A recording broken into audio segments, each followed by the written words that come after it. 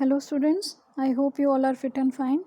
So today students, this is the third video of our second chapter of history and the name of the chapter is New Kings and Kingdoms. So in this chapter beta we have earlier read about the various types of rulers that ruled over the part of India and how they started war for attaining wealth also. So today we are starting from the topic splendid temples and bronze sculpture. तो बेटे उस time पे जो भव्य मंदिर थे और कांस्य की मूर्ति कला थी उसके बारे में आज हम रीड कर रहे हैं। The big temples of Thanjavur and Gangaikonda Cholapuram built by Rajaraja and Rajendra are architectural and sculptural marvels. तो बेटे उस टाइम पे जो तंजावुर में और गंगईकोंड चोलपुरम नाम की जो जगह थी वहाँ पर राजाराज और उनके जो बेटे थे राजेंद्र वन, उन्होंने बड़े बड़े मंदिर बनवाए और मूर्ति कला भी बहुत ही भव्य चमत्कारी मूर्ति कला भी उन्होंने वहाँ पे करवाई। So Chola temples often became the nuclei of settlements which grew around them. तो उस टाइम पे बेटे जो चोल मंदिर थे वो उनके आसपास बनने वाली जितनी भी बस्तियां थी उनके केंद्र बन गए थे। These were centres of craft production, और ये जो क्राफ्ट प्रोडक्शन थे उनका सेंटर बन गया था। मतलब जो भी शिल्प बनाते थे लोग, चाहे वो लकड़ी का बनाते थे या मूर्ति बनाते थे या लोहे की चीज़ें बनाते थे, तो उन सभी का ये केंद्र बन गया था। Temples were also endowed with land by rulers as well as by others. तो उस टाइम पे बेटे जो मंदिरों थे उन मंदिरों में दान दिया जाता था ज़मीन का। जैसे हम मंदिरों में जाते हैं और वहाँ पर पैसे दान करके आते हैं या जो भी चीज़ हमारे पास ज़्यादा अमाउंट में होती है उसका दान करते हैं, तो ऐसे ही उस टाइम पे मंदिरों में ज़मीनों को दान दिया जाता था, या तो शासकों के द्वारा या फिर जो धनी लोग होते थे उस टाइम पे वो ऐसा करते थे। The produce of this land went into maintaining all the specialists who worked at the temple and very often lived near it, like the priest, garland makers, कुक्स, sweepers, musicians, dancers etcetera. तो बेटे जो भी उस जो ज़मीन मंदिरों को दी जाती थी उस ज़मीन पर जो भी उपज होती थी उसको किस चीज़ के लिए यूज़ किया जाता था? इन पर्टिकुलर लोगों के निर्वाह के लिए यूज़ किया जाता था, जो भी स्पेशलिस्ट उस टाइम पे मंदिर में वर्क करते थे। जैसे जो पुरोहित होते थे, माला बनाने वाले या रसोइया होते थे, साफ़ सफाई करने वाले, म्यूजिशियंस होते थे, डांसर्स होते थे, तो उन सभी का मंदिर में जो भी लैंड प्रोड्यूस आता था तो वो उन सब के ऊपर खर्च किया जाता था।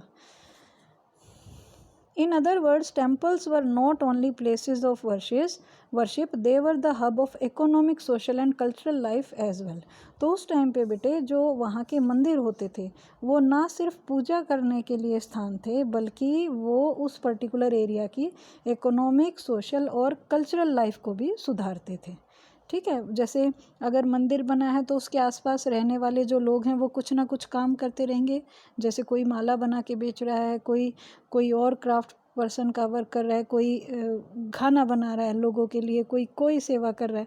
तो इस तरह से उनकी इकोनॉमिक कंडीशन भी बढ़ती थी और वो लोगों से सोशलाइज भी होते थे और इसी तरह से उनके कल्चर की भी आदान प्रदान होता था। Amongst the crafts associated with temples, the making of bronze images was the most distinctive. तो बेटे जो उस टाइम पे क्राफ्ट्स मंदिर से जुड़े होते थे, जो भी शिल्प मंदिर से जुड़े होते थे, उनमें सबसे जो इम्पोर्टेंट था वो क्या था? जो ब्रॉन्ज़ की इमेजेस बनाई जाती थी, मतलब कांस्य या पीतल की जो मूर्तियाँ बनाई जाती थी वो सबसे ज़्यादा विशेष होती थी। सो चोला ब्रॉन्ज़ इमेजेस, ये काफ़ी इम्पोर्टेंट है बेटे कि उस टाइम पे जो चोला ब्रॉन्ज़ इमेजेस थी वो that were considered amongst the finest in the world. संसार में सबसे ज़्यादा उनको बेहतरीन माना जाता था जो चोला किंगडम के दौरान मूर्तियाँ बनाई गई। While most images were of deities, sometimes images were made of devotees as well. तो ज़्यादातर तो बेटे जो images बनती थी वो देवी देवताओं की बनाई जाती थी, लेकिन कई बार जो उनके प्रिय भक्त थे या जो बहुत ज़्यादा भक्ति करते थे ऐसे भक्तों की भी पिक्चर्स उस टाइम पे मूर्तियाँ बनाई जाती थी। जैसे बेटे हम मीराबाई को जानते हैं, तो वो श्री कृष्ण की भक्त थी, लेकिन क्यों जानते हैं? क्योंकि उन्होंने कृष्ण की भक्ति बहुत ज़्यादा करी। तो इस वजह से कुछ ऐसे भक्त भी थे जिनकी मूर्तियाँ उस टाइम पे बनाई जाती थी। So the next topic is agriculture and irrigation. उस टाइम पे एग्रीकल्चर और इरिगेशन में, मतलब खेती बाड़ी और सिंचाई में कौन कौन से डेवलपमेंट्स हुए, वो बेटा हम इस चैप्टर में रीड करने वाले हैं। बेटे लेफ़्ट साइड पे आप एक मूर्ति देख सकते हैं, ये चोला राज्य के दौरान बनाई गई मूर्ति का एक एग्जाम्पल दे रखा है। Many of the achievements of the Cholas were made possible through new developments in agriculture। तो बेटे और जो चोलाज के राज्य के दौरान जो और भी उन्होंने अचीवमेंट की थी और भी डेवलपमेंट्स किए थे, वो किस वजह से संभव हुए? जो कि उन्होंने एग्रीकल्चर में जो डेवलपमेंट करे, सिर्फ उस वजह से। क्योंकि जब हम खेती बाड़ी में ज़्यादा प्रोडक्शन करते हैं तो उससे हमें पैसे भी बहुत ज़्यादा मिलते हैं। तो इस तरह से जो चोल किंगडम था वो समृद्ध बना। तो अगर हम मैप 2 में देखें बेटे, ये हमने जो यहाँ पे देखा था, तो आप अगर इसको देखें तो यहाँ पे ये जो कावेरी रिवर है, ये कावेरी रिवर जो है, इसके बारे में बताया गया है। यहाँ पे मैंने आपको बताया था कि उर्रायूर और थंजावुर जो था वो कावेरी रिवर के डेल्टा पे बसा हुआ था। तो जो ये कावेरी रिवर है, इसके यहाँ पे आप देख सकते हैं बेटे, ये अलग अलग स्ट्रीम्स में डिवाइड हो गई है, जो कि एक डेल्टा बना रहा है।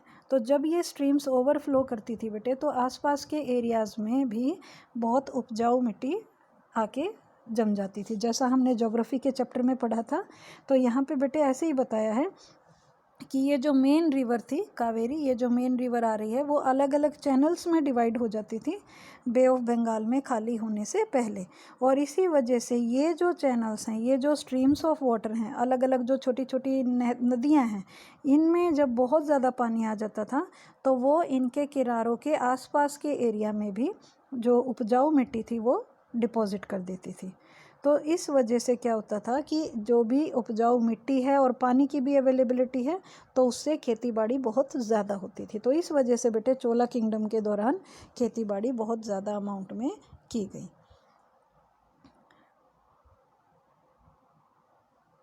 तो कमिंग बैक, यहाँ पे बेटे बताया है, notice that the river Kaveri at map 2 again, notice that river Kaveri branches off into several small channels before emptying into the bay of Bengal. तो बे ऑफ बंगाल में खाली होने से पहले रिवर कावेरी जो थी वो अलग अलग छोटी छोटी स्ट्रीम्स में बट जाती हैं। And these channels overflow frequently depositing fertile soil on their banks.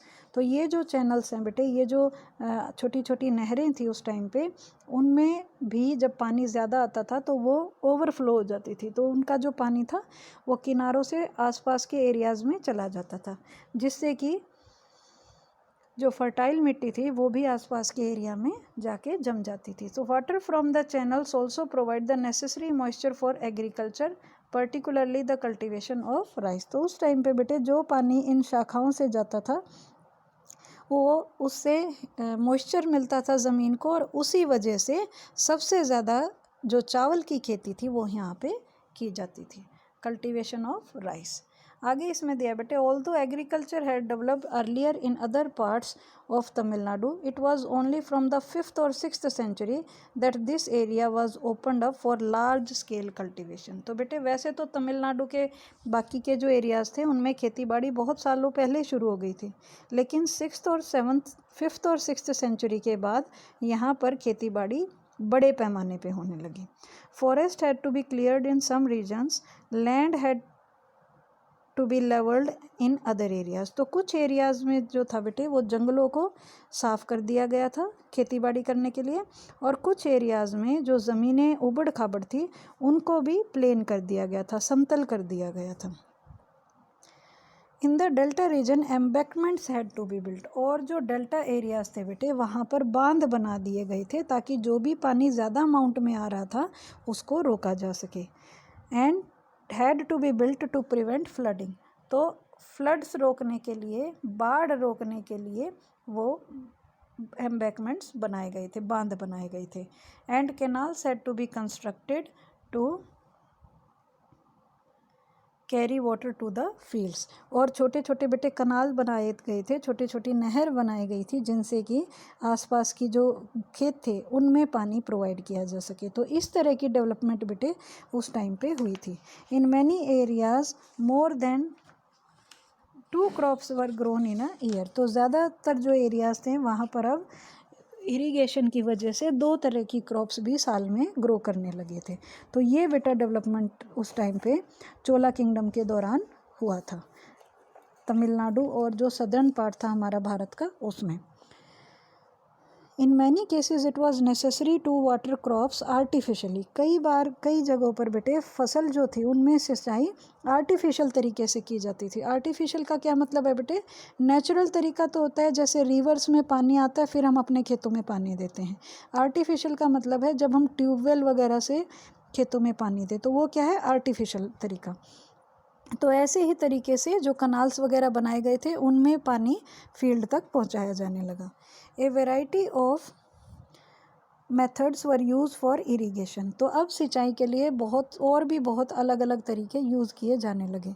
In some areas wells were dug, in other places huge banks were constructed. तो कुछ एरियाज़ में बेटे कुएं खोदे गए और कुछ एरियाज़ में बड़े बड़े टैंक बना दिए गए जिनमें कि बारिश के पानी को कलेक्ट किया जा सके, जिससे कि उस पानी को बाद में यूज़ किया जा सके। ये बेटे ऊपर आप पिक्चर में भी देख सकते हैं कि किस तरह से बड़े से टैंक में पानी को कलेक्ट किया गया है। सो remember that irrigation works require planning, organizing labor and resources, maintaining these works and deciding on how water is to be shared। तो बेटे यहाँ पे हमें ये ज़रूर याद रखना पड़ेगा कि उस टाइम पे सिंचाई के काम जो भी करने पड़ते थे उनके लिए योजना ज़रूर तैयार करनी पड़ती थी, प्लानिंग ज़रूर करनी पड़ती थी।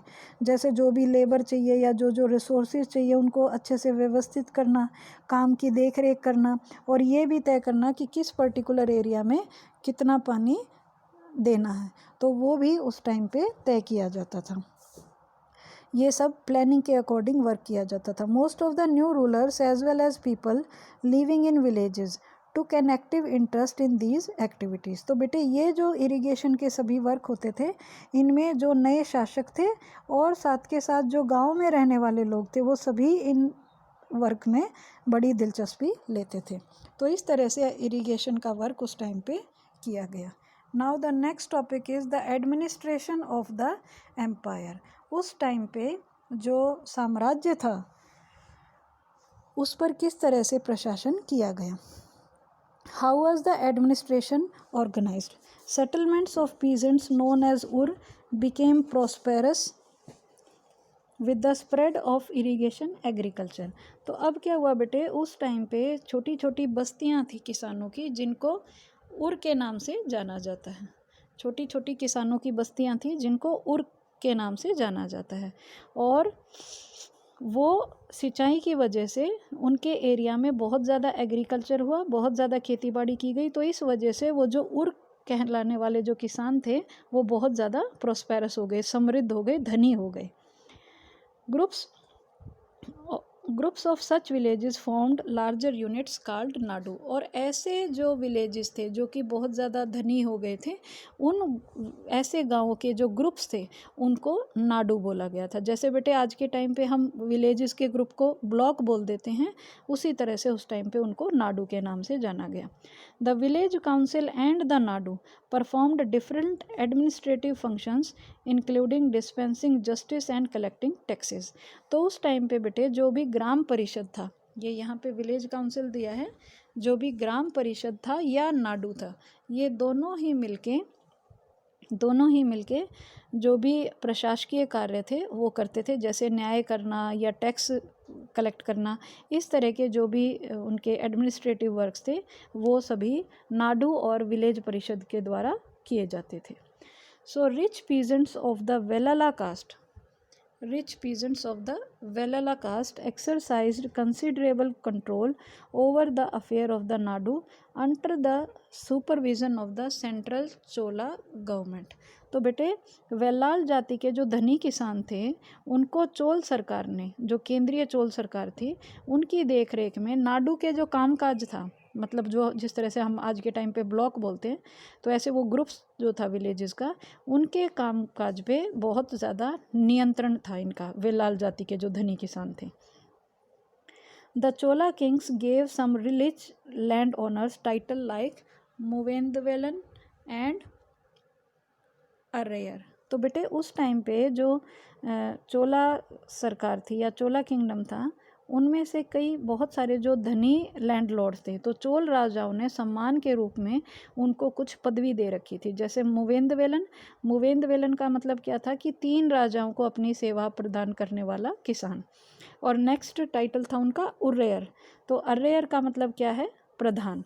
तो इस तरह की उपाधियां उनको दी गई थी, और as markers of respect and entrusted them with important offices of the state at the center।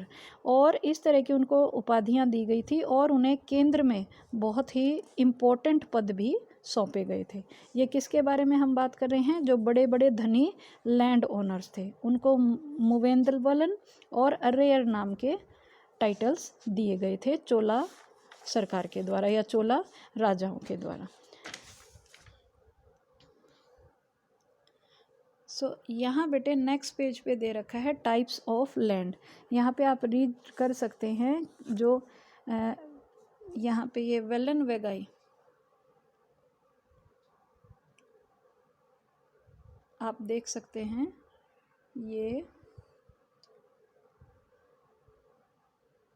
Velan वेगाई का मतलब क्या है बेटा? लैंड ऑफ नॉन ब्राह्मण पीजेंट प्रॉपर्टाइज। तो यहाँ पे क्या दिया है कि जो वेलन वगाई है, ये गैर ब्राह्मण जाति के जो किसान होते थे, वो उस भूमि के स्वामी होते थे। नेक्स्ट है नीचे ब्रह्मदेह, ये वो ज़मीनें होती थी जो ब्राह्मणों को उपहार में दी जाती थी। नेक्स्ट है बेटे आपका शाल भोग जो अलग अलग स्कूल्स के रख रखाव के लिए जो ज़मीनें दी जाती थी, उनको शाला भोग बोला जाता था।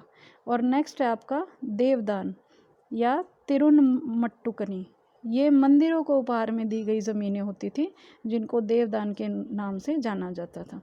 नेक्स्ट है पलिचंदम, ये जैन संस्थानों को दान दी गई लैंड होती थी बेटे। तो ये उस टाइम पे अलग अलग जो भूमि होती थी, उनके हमें अभिलेख मिले हैं, जिनसे हमें पता लगा है। So we have seen that Brahmanas often received the grants और ब्रह्मदेह। तो बेटे हमने उस टाइम पे रीड किया है कि किस तरह से उस टाइम पे जो ब्राह्मण होते थे, उनको समय समय पर दान में भूमि मिलती थी, और जिसको ब्रह्मदेह बोला जाता था। As a result, a large number of Brahman settlements emerged in the Kaveri Valley as in other parts of the South India। तो इसका रिजल्ट क्या हुआ कि कावेरी घाटी और दक्षिण भारत के जो और भी हिस्से थे, वहाँ पर बहुत सारी ब्राह्मण बस्तियाँ जो है वो धीरे धीरे बनने लगी। Each Brahmade was looked after by an assembly और सभा of prominent ब्राह्मण लैंड होल्डर्स। तो बेटे प्रत्येक जो ब्रह्मदेह था, मतलब कि जो लैंड ब्राह्मण को उपहार में दी गई थी, प्रत्येक जो ब्रह्मदेह था, उसकी देखरेख जो प्रमुख ब्राह्मण थे उस पर्टिकुलर लैंड के, उनकी एक सभा द्वारा किया जाता था। मतलब जितने भी ब्राह्मण लैंड होल्डर्स होते थे, उनकी एक पर्टिकुलर सभा थी जो उनकी देखरेख करती थी। So these assemblies worked very efficiently, और ये जो सभा थी ये बहुत कुशलतापूर्वक काम करती थी। Their decisions were recorded in detail in inscriptions often on the stone walls of temples. और जो भी इन ब्राह्मणों की सभाओं ने जो भी वर्क किया बेटे, वो बहुत ज़्यादा हमने पढ़ा है कुशलतापूर्वक काम करते थे। तो इनके जो निर्णय थे वो इंस्क्रिप्शंस में भी लिखे गए हैं, और कई बार तो मंदिरों पर जो पत्थर लगाए जाते हैं दीवारों पर, उनमें भी उनका ब्यौरा दर्ज किया गया है। Associations of traders known as nagaram. तो ये उस टाइम पे जो व्यापारी होते थे, नागरम नाम के व्यापारी, उनका भी संघ था। Also occasionally performed administrative functions in towns. तो उस टाइम पे बेटे नागरम नाम के जो व्यापारी होते थे, उनके भी संघ जो थे वो अक्सर शहरों में एडमिनिस्ट्रेटिव वर्क करने आते थे। नेक्स्ट है inscriptions from Uttaramerur in Chingleput district Tamil Nadu. Provide details of the way in which the sabha was organise.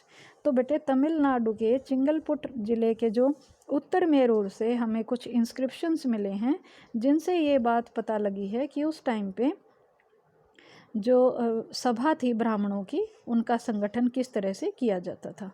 The sabha had separate committees to look after irrigation works, garden temples etcetera. तो उस टाइम पे बेटे जो ब्राह्मणों की सभा थी वो कौन कौन से काम कैसे कैसे करती थी, तो उसके बारे में हमें इंस्क्रिप्शंस मिले हैं, जैसे कि जो सिंचाई का कामकाज था या बाग बगीचे संभालना था या टेम्पल्स वगैरह की देखरेख करना, तो उन सभी अलग अलग कामों को उन्होंने बांट रखा था।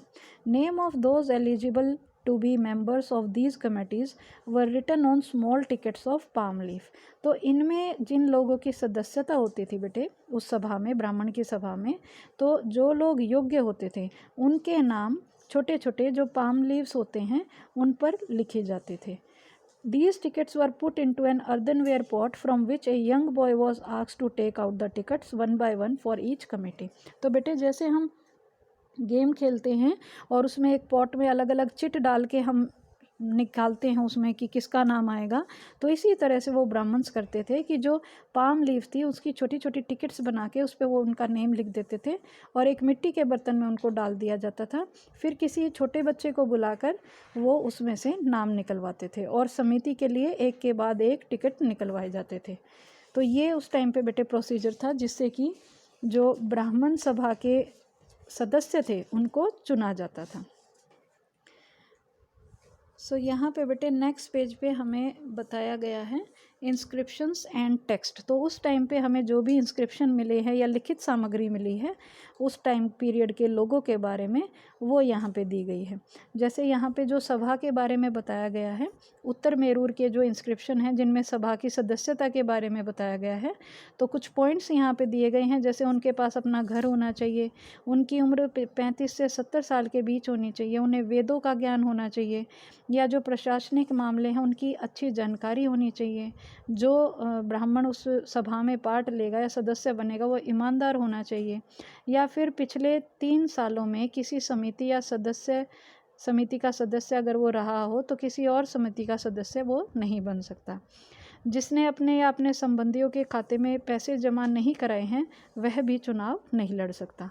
तो इस तरह के कुछ रूल्स उस टाइम पे बनाए गए थे जो कि ब्राह्मण के जो सभा में सम्मिलित होने के लिए उन ब्राह्मणों को फॉलो करने पड़ते थे। सो बेटे नेक्स्ट इसमें दे रखा है China under the Tang dynasty, मतलब कि तांग वंश के युग का चीन। तो इसमें भी बेटे बताया है कि जो चीन था वो तांग राजवंश के में एक बहुत बड़ा साम्राज्य था जो लगभग 300 वर्ष तक 7th से 10th सेंचुरी तक पावर में रहा, और इसकी जो राजधानी थी वो शियान दुनिया के सबसे बड़े नगरों में से एक थी, जहाँ पर तुर्की, ईरानी, भारतीय, जापानी और कोरियाई सभी लोग आया जाया करते थे। सो बेटे ये कुछ इन्फॉर्मेशंस हमें यहाँ पे मिली हैं। Here we have completed the chapter. I hope you have understood all the topics well. So try to understand the topics with the help of video and take care. Have a nice day.